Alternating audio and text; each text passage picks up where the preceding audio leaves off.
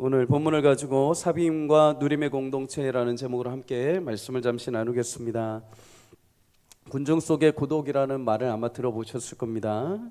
원래 처음에는 고독한 군중이라고 불렸죠. 미국의 사회학자인 데이비드 리스먼이라는 사람이 1950년에 그가 지은 저서 제목으로 고독한 군중이라는 말을 처음 사용했습니다. 그의 책에 보면은 크게 세 부류의 인간형이 등장을 합니다. 첫째는 전통지향형이죠. 과거의 전통 사회에서 그 관습대로 살아온 사람들, 이들은 기초가 굉장히 튼튼합니다. 전통 위에 서 있기 때문이죠. 그런데 무엇이 옳은가 무엇이 틀린가를 특별히 구분하지 않습니다. 그러다 보니까 튼튼하긴 하지만 새로운 변화 또 새로운 시도는 익숙하지 않죠. 성경에 보면은 바리새인이나 율법사들과 같습니다. 시대가 지나서 두 번째 나타난 인간형은 내부지향형입니다. 사회가 변화하면서 이제 가정에서 부모에게 자녀들이 교육을 받고 내면에 이제 기준이 튼튼히 세워지는 가치관을 가진 사람들이 일어나게 되죠. 내 안에 분명한 기준이 있다 보니까 세상에 여러 가지 휩쓸려오는 일들 속에서도 굳건하게 그거를 버티고 그거를 거슬러 올라갈 수 있는 힘이 생긴 세대입니다. 성경적으로 보면은 다니엘 또는 요셉 또 느헤미야 같은 사람들입니다. 그런데 시대가 지나고 이제 산업화 이후에 대중 사회가 어디 일을 향해 가느냐, 마지막으로 타인지향형이 되었다 이렇게 말을 합니다.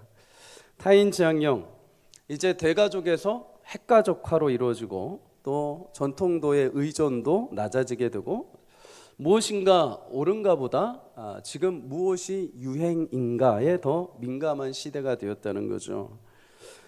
기준 제공자가 이제 부모나 신앙이 아니라 전통이 아니라 이제는 또래 또는 여론 또는 친구가 됩니다. 트렌드가 됩니다.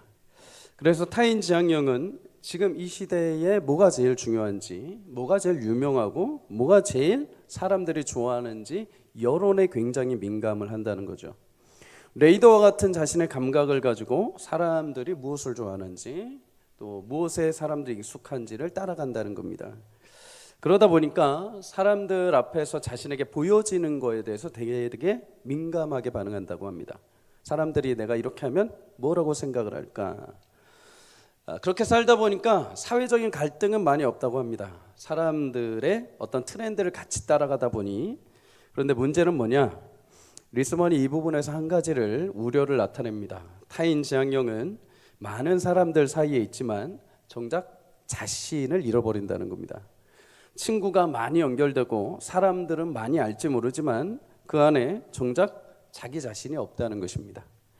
관계는 많이 맺고 있지만은 진정한 만남이 없다는 거죠. 진짜 사귐이 없이 그냥 유행을 따라서 이 시대 어떤 트렌드를 따라서 서로가 서로를 그냥 연결하는 정도로 살아간다는 겁니다. 요즘 사람들은 초연결 시대를 살아갑니다. 이제는 인터넷만 열면은 지구 반대편에서 무슨 일이 일어나는지 실시간으로 볼 수도 있죠. 심지어 젊은 사람들은 이제 채팅으로 또는 SNS로 실시간 영상으로 나와 한 번도 만나보지 않았던 외국인들과 대화를 하고 서로 친구를 맺기도 합니다. 유행에 굉장히 빠르고 민감합니다. 그런데 쉽고 빠르게 만나는 만큼 반대로 언제든지 쉽고 빠르게 떠날 수 있습니다. 관심사가 떨어지고 그가 나의 흥미를 채워주지 않으면 언제든지 구독, 좋아요, 알림을 취소할 수 있습니다. 그런 만남은 일종의 어떤 정보나 취미 공유 차원이기에 인격적인 성장도 자신에 대한 의미를 찾는 시간도 부족합니다. 그래서 관계는 많이 하지만 깊이는 사라지고 진정한 사귐이 실종된 그냥 고독한 군중으로 계속 살아가는 것이죠. 폴 툴루니에라는 기독교 사상가가 이런 얘기를 했습니다. 세상에서 우리가 혼자서 할 수 없는 일이 딱 두 가지가 있는데 첫째는 결혼이요, 둘째는 그리스도인으로 사는 것이다 이렇게 말을 합니다. 여러분, 결혼은 혼자서 할 수가 없죠. 내가 하고 싶다고 해서 혼자서 딴딴딴 할 수는 없죠. 하나님이 나에게 약속하신 배우자를 만나게 하는 시간까지 기다려야 되고 그가 나와 만나야 결혼할 수 있습니다. 그런데 그리스도인으로 사는 것도 혼자서 할 수 없다고 합니다. 반드시 함께하는 공동체, 사귐이 있는 공동체, 나와 사귀고 있는 동역자들이 있을 때 진정한 그리스도인으로 살 수 있다는 거죠. 그럼 여기서 한 가지 생각을 해봐야죠. 여러분, 결혼은 왜 두 사람이 함께 해야 하는가? 결혼이라는 것은 창세기 2장 24절에 하나님이 남자가 부모를 떠나 그의 아내와 연합하여 둘이 한 몸을 이루는 것이다, 이렇게 말씀을 하셨습니다. 여기서 연합이라는 단어, 다바크라는 이 단어는 강하게 붙들리다, 분리되지 않는다라는 의미를 가지고 있습니다. 너와 내가 하나가 되는 것. 아담이 그의 아내 하와를 보면서 이는 내 뼈 중에 뼈요 살 중에 살이라 말한 것처럼.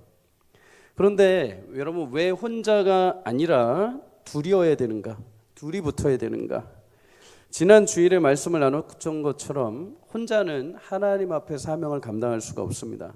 같이 할 수 있죠.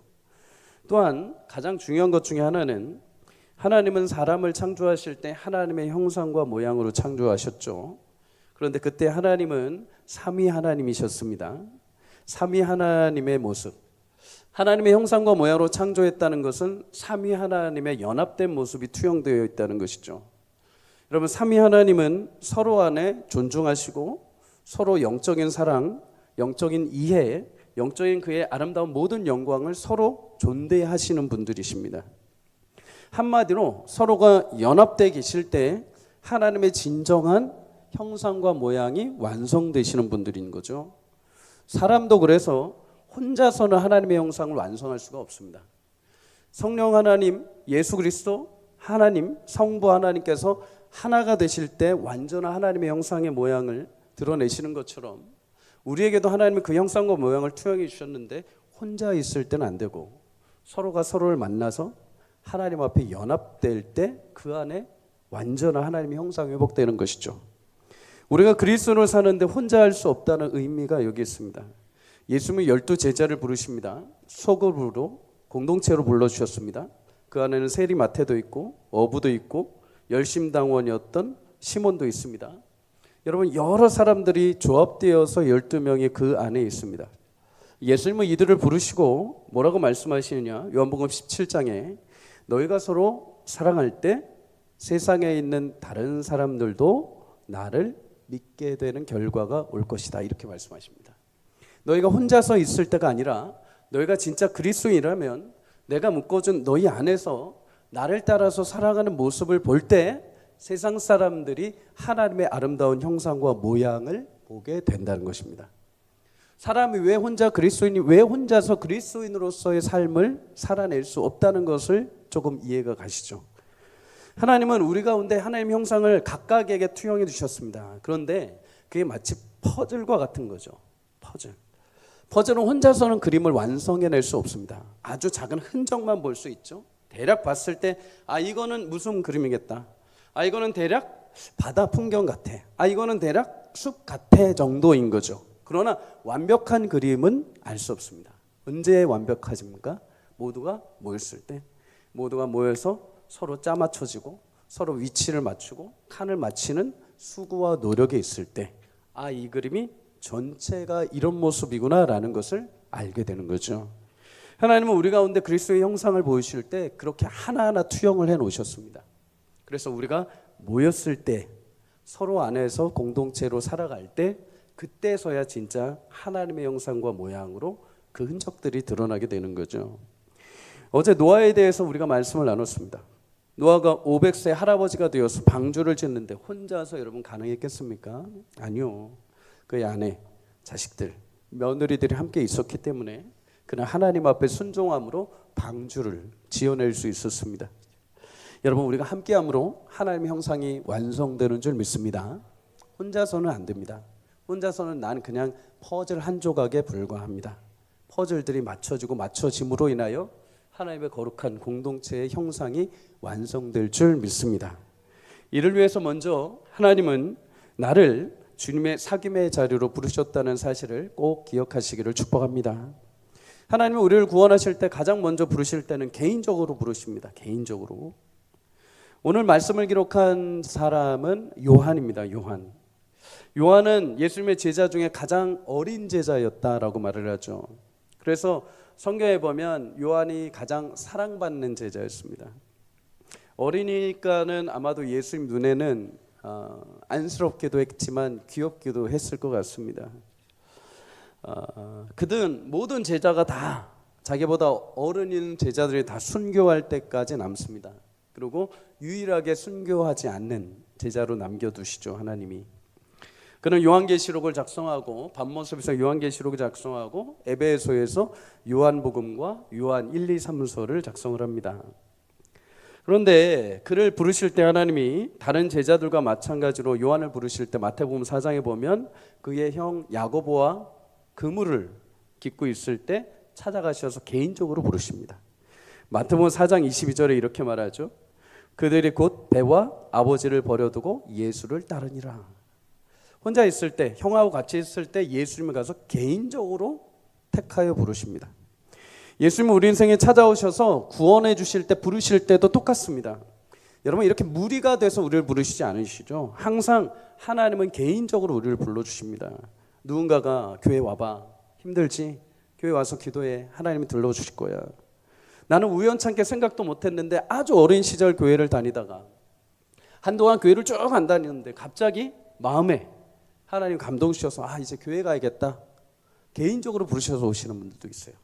저희 교회 특별히 그런 분들이 있어요. 세 가족 중에 아무도 누가 오라고 안 했는데 어린 시절, 아주 어린 시절에 신앙생활을 했는데 이제 커가지고 그냥 우연히 살아가고 있는데 어느 순간 갑자기 나 교회 가야겠다. 이런 마음 때문에 등록하신 분들이 있어요. 여러분, 어린 시절, 아이들 어린 시절에 말씀을 심겨주고 신앙생활의 틀을 보여주는 거 지금 아무것도 아닌 것 같죠? 반드시 하나님 그 열매 맺게 하시는 줄 믿습니다. 반드시 부르십니다. 반드시 어느 순간 그 하나님에 대한 갈망과 갈증으로 다시 주님을 찾고 주님이 부르시는 날이 오게 될 줄 믿습니다. 우리한테도 그런 개인적인 부르심들이 항상 있습니다. 그런데 이것을 조금 영적으로 보자면 1절에 보면 요한은 그 주님에 대해서 이렇게 말하죠. 태초부터 있는 생명의 말씀이셨다. 우리가 이 부분은 이미 말씀을 나눴습니다. 예수 그리스도는 태초에 계셨던 말씀이신 분이시죠. 요한복음 1장 1절에도 태초에 말씀이 계시니 그 말씀이 곧 하나님이시라. 하나님이신 예수 그리스도께서 말씀이신 분이 이 땅에 직접 오신 것입니다. 요한은 처음에 듣기만 했습니다. 구약의 메시아가 곧 오실 거야 라는 소식만 들었죠. 그리고 어느 순간 보니까 갈릴리 나사렛에 한 청년이 있는데 그 청년이 여기저기 다니면서 말씀을 전하고 기적을 행하는데 이전에 한 번도 들어보지 못한 말씀, 이전에 한 번도 행해보지 못했던 기적들을 행하고 다니신다더라. 귀로만 처음에 들었습니다. 그런데 어느 순간 형하고 같이 그물을 깃고 있는데 그 예수라는 분이 눈앞에 오신 거죠. 보기 시작을 했습니다. 그리고 3년 동안 그 예수님을 따라다니면서 예수님을 만지기까지 한 것이죠. 처음에 귀로 들었던 주님이 눈앞에 보여주고 만지기까지 했습니다. 여러분, 왜 요한은 이렇게 자세히 점차적인 방법을 사용해서 예수님이 나를 찾아와서 나를 구원하셨다라는 것을 이야기를 했는가? 당시에 요한 서신을 기록할 당시에 요한 서신을 받는 공동체에 문제가 하나 있었는데 그게 무엇이냐? 거짓 이단들이 들어왔는데 예수님이 실제적으로 육신의 옷을 입지 않았다는 가연설이라는 걸 주장합니다. 다시 말해 예수님은 영광스러운 분, 만약에 예수님이 진짜 하나님의 아들이라면 그 신성을 가지고 어떻게 더러운 육체를 입을 수 있냐라는 겁니다. 그냥 단지 가만히 그냥 육신에 온 것처럼 우리 눈에 보였을 뿐이다라고 얘기를 한 거죠. 여러분, 예수 그리스도는 실제로 육체를 입고 이 땅에 오신 줄 믿습니다. 실제로 우리와 같은 온몸을 입으시고 우리의 모든 상함과 고통과 모든 아픔들을 몸소 짊어지시고 십자가에 달려 실제로 죽으시고 부활하심을 믿습니다. 그런데 이 예수님에 대한 실제적인 육체의 부활과 죽으심을 말하지 않으면 우리의 구원은 없는 거죠. 그래서 요한이 말합니다. 나는 처음에 들었지만 그를 보았고 그가 내게 만져졌고 그가 부활하신 것도 내가 보았다. 그 부활의 주님이 나를 부르시고 나를 구원해 주시고 사도로 불러주셨다. 요한의 눈앞에. 여러분, 그러면 요한은 영적으로 예수님이 오셔서 구원하심으로 그의 위치가 이제 어떻게 됐을까요? 요한일서 3장 14절에 보면 사망에서 생명으로 옮겼다.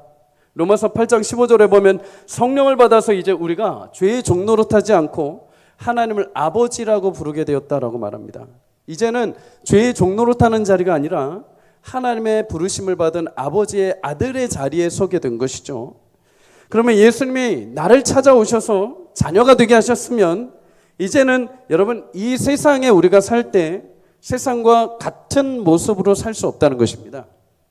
내가 이 땅에 여전히 살고는 있지만 내 신분이 달라지고 내 위치가 달라지고 나의 인격이나 내가 원래 누구의 존재인지를 알게 된 이상 옛날로 살아갈 수 없다는 거죠. 여러분, 예전에 한국 영화 중에 그런 영화들이 굉장히 많았습니다. 어린 시절에 이렇게 부유한 집에 살다가 부모님의 손을 놓쳐서 잃어버린 거죠.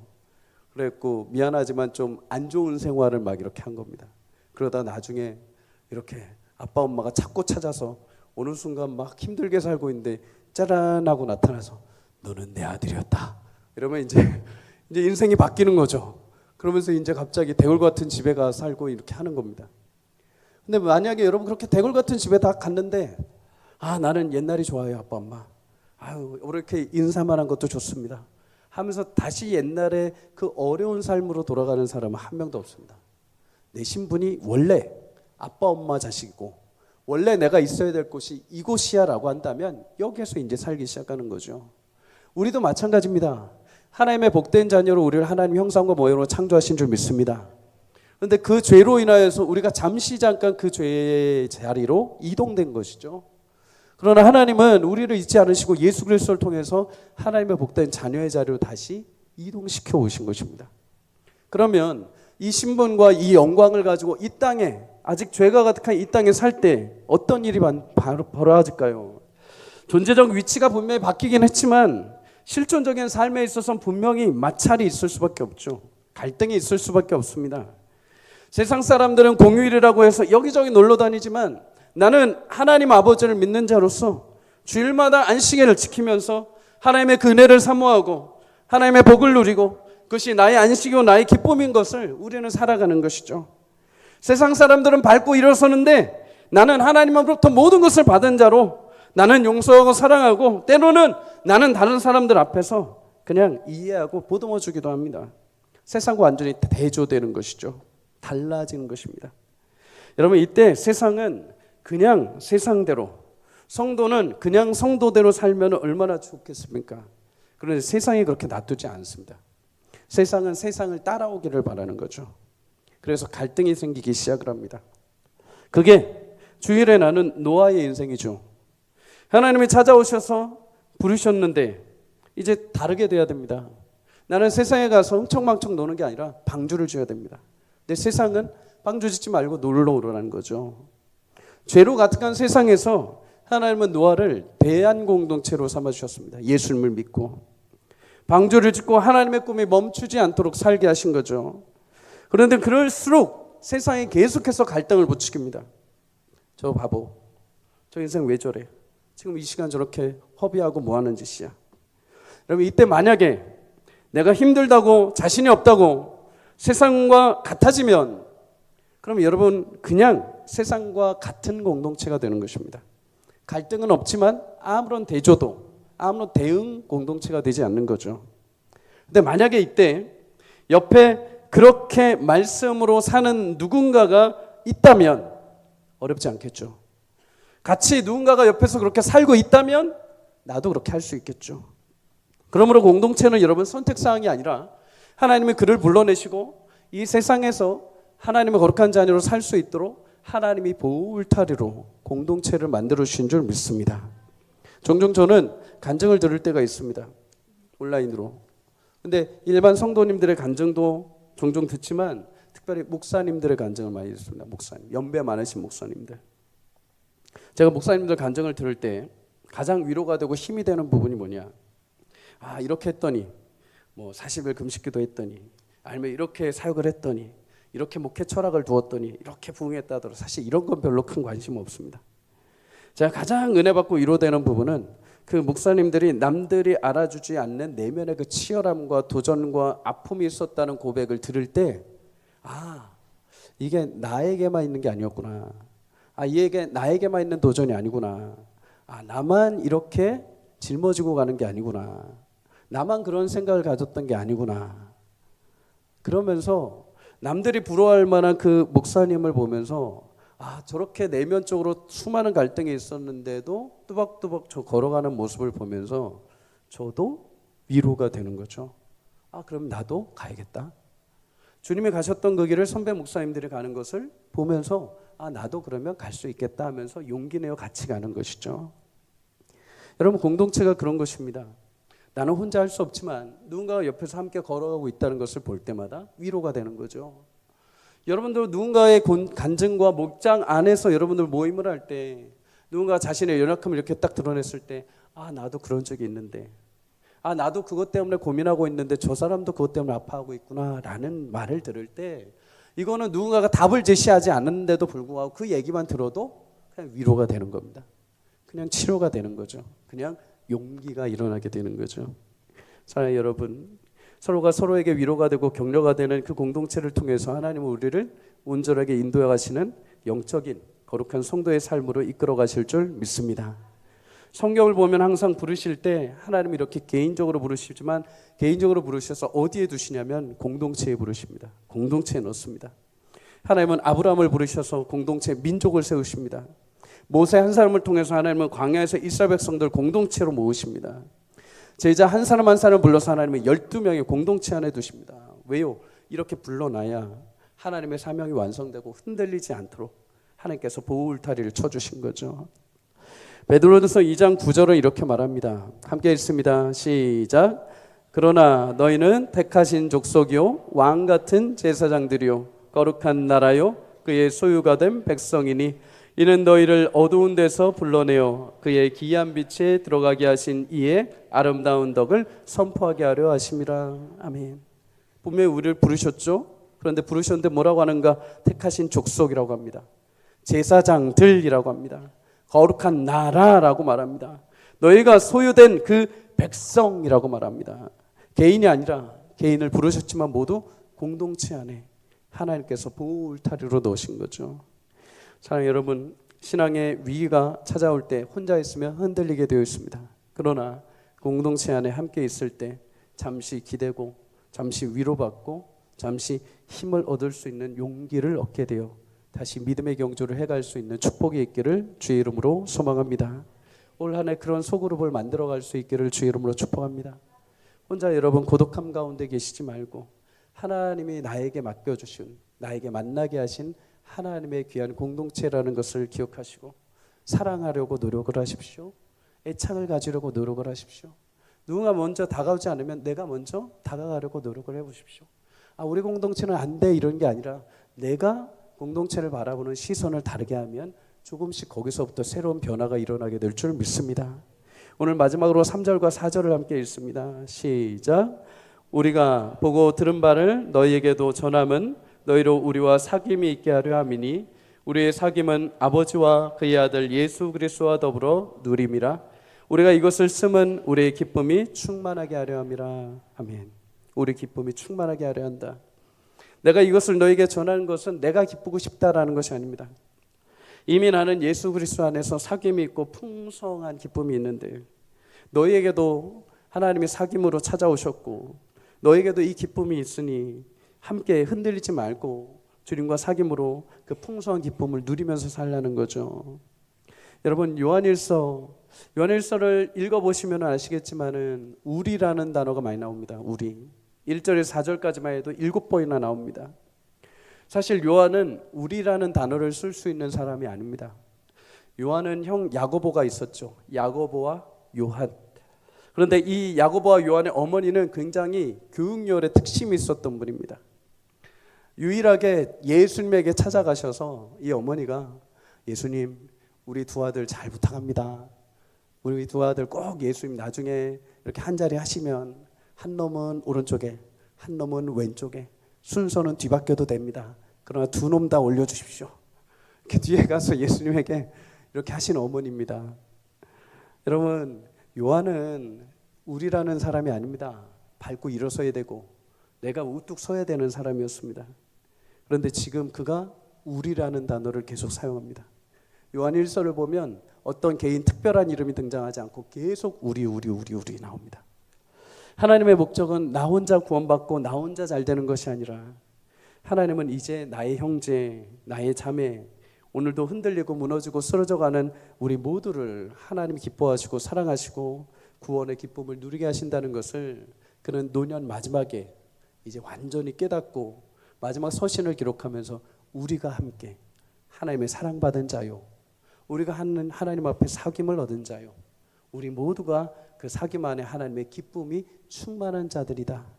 그러니 너희는 수많은 이단들의 공격과 흔들리는 믿음 속에 눈물 흘리지 말고 그 사귐 안에서 기쁨이 늘 언제나 충만하기를 바란다.